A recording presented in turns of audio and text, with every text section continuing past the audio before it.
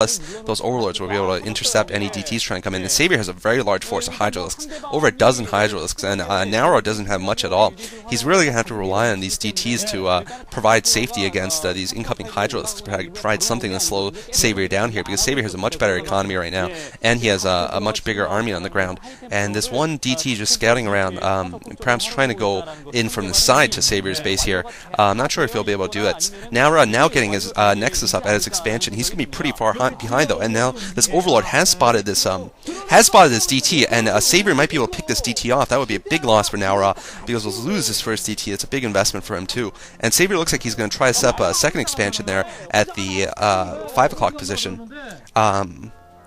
So yeah, Savier's definitely taking an economic lead in this game, and I feel that Nauro's one-base strategy is sort of an old-school strategy. I think this was before the days of Bisu's dominance.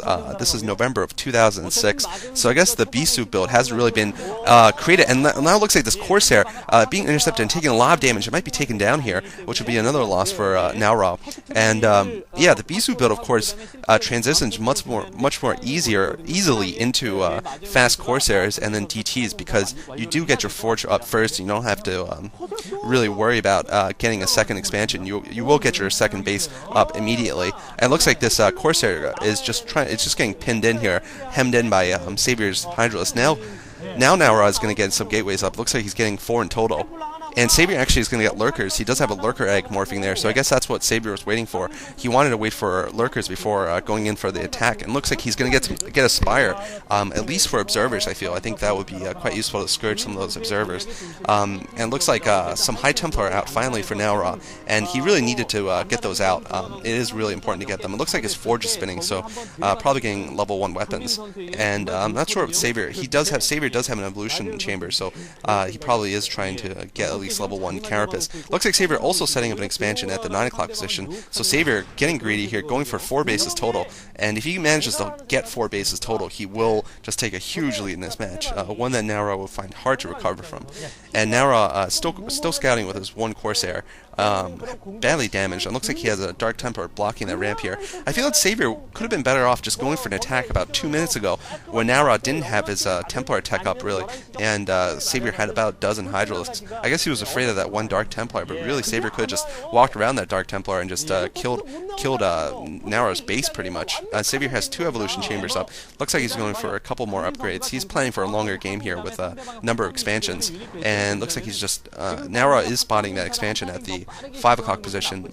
He's going to know Savior has at least 3 bases. I'm not sure if Savior has expanded at the 9 yet. Savior does have some a unit up there at the 11 o'clock position, a Lurker, just waiting for an expansion perhaps from Nauro. And yeah, Nauro is still just holding that ramp leading to his base with a single Dark Templar. It looks like Nauro is going for a little bit of attack here with speed upgraded Zealots. He's going to be greeted by a Sunken and a couple Hydralisk. I don't think he'll be able to do any damage there. Looks like a Robotics Facility going up for Nauro right now, so I guess Nauro could be going for some Reavers. And Savior now with a couple of Hydralisks, still just kind of positioning them, just trying to prevent Nauro from getting too much information about his expansions, and just trying to prevent Nauro from doing any damage with his small Zealot force here. And these Zealots are still just walking around the middle, and Savior actually has taken the ramp here. I think he's just gotten killed by that DT. He knows that DT is there though, and a Lurker going and being planted at the right side at the 3 o'clock. He's going to try to deny Probe from getting in and setting up a second base for Nauro, a second expansion for Nauro. And now Savior getting a 4th hatchery in his base. Actually, that's not a 4th hatchery, but I guess it is a 4th hatchery in his first 2 bases. He has a lot of Lurkers at that 9 o'clock, so he's going to be able to defend that well. And also, he has a Sunken Lurker here at the 5 o'clock, so Savior playing defensively. And Nauro does have a good-sized force here of Zealots and Dragoons, and he has completed his the unit mix with some High Templar, which are quite effective against Hydralisk-based units, either Lurkers or Hydralisks. And an Observer out for Nauro. So Nauro really able to move out now finally against his Lurker force here. But I feel that Savior just is going to be able to produce so many units very soon that it won't make too much of a difference. Savior really just needs to get speed upgraded Overlords, and that will be able to deal with whatever High Templar they are. And Savior can just pump out so many Lurkers and so many Hydralisks that even a couple Storm won't be able to do too much unless he's very good with the Storm. And looks like Savior actually has a ton of Lurkers. Now Nauro is sending getting that probe over there, but there's a lurker in the corner of that base, so we'll see if Savior decides to attack with it. It looks like he didn't manage to pick off the probe. Now a lot of lurkers out in the middle here. He's going to try to intercept these units as they're coming in here, and he's using these hills to his advantage here, setting up his lurkers on top of the hills, which will really make it hard for Nauro to advance. And actually that's a stop lurker there, guys. That's a stop lurker at Nauro's position, at the 3 o'clock position, so Savior perhaps waiting for Nauro to produce some probes, and then he's just going to unstop that lurker and kill a lot of the probes. And Savior just, using every trick in the book pretty much there. Savior has a ton of lurkers, about a dozen lurkers there, and Nauro unfortunately is building photon cannons at that base, so Savior needs to unstop those lurkers and do some damage before those photon cannons just kill his one lurker there. I don't know if Savior realizes that's there though, unfortunately for Savior's stop lurker. Now Nauro going for an attack at Savior's natural expansion. It's not going to do too much good though, because Savior does have a lot of lurkers here, and he might lose some of these zealots here. Looks like about a dozen zealots might get caught here, and looks like they will get caught here by Savior's massive lurkers, and he's probably going to lose all of them. He might be trying to go in and do some damage, but Savior just has so many forces here, so many Zerglings blocking the way of these zealots, and these zealots are just getting picked off here, and Savior unfortunately loses that lurker in the corner. I guess a little poor micro by him. And Nauro trying to do some damage on Savior's main, but this is really not going to do much. Savior has 3 evolution chambers now, so he's getting triple upgrades, which is smart given his mixed force, and given the fact he has so many expansions. Nauro just trying to take down an extractor, just do something with those zealots, but he might be able to take down an extractor, and that'll be all the damage he can do here. Now going for an attack here, but once again, Savior just has a ton of lurkers, and positioned so well too, so that one storm can't catch them all.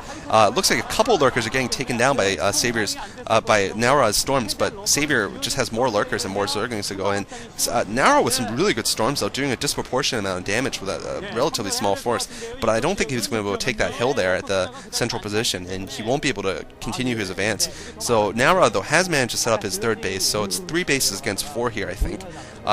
And Savior probably will expand again here. Savior known for his very good macro play. And looks like Savier's staying on lair level tech. Actually, no, he is getting his Queen's Nest, so he is going to upgrade to Hive soon, and we're going to see some Hive units.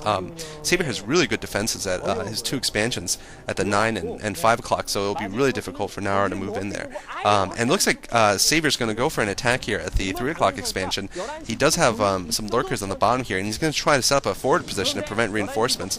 Nauro moving into the 11 o'clock position, and just killing off that one lurker there that was just trying to prevent an expansion. And now we're getting a lot of cannons now at the 3 o'clock position, knowing that Savior might be able to get up that ramp without all those cannons there. And Savior has a huge force of lurkers here and Hydralisks, just every sort of force here, a huge number of lurkers, and he might just try to just barrel up that ramp and just take out that expansion. I think he might almost have enough to prevent reinforcements from getting in there. And this video is going to stop in a second. I have to. This video is broken into 3 parts, so it will pause in a second, and I will continue on the next video. It looks like Nauro now getting his expansion at the 11, and this is paused.